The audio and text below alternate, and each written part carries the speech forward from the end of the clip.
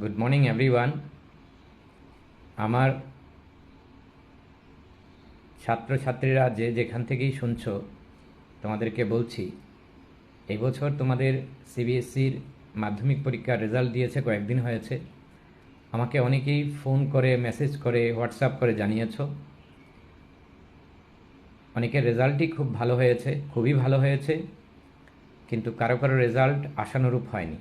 তো যাদের রেজাল্ট আশানুরূপ হয়নি, আমি তাদেরকে বলবো, তোমাদের মন ভাঙার কোনো কারণ নেই। এটা জীবনের শেষ না, এটা জীবনের শুরু।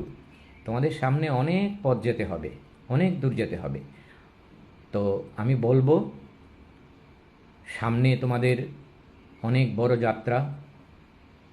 সেটাকে কিভাবে সুন্দরভাবে এগিয়ে নিয়ে যাবে, ওইটা আজকের থেকে তোমরা চিন্তা ভাবনা শুরু করে দাও।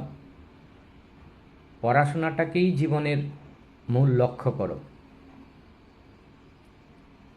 এটাই আমার তোমাদের কাছে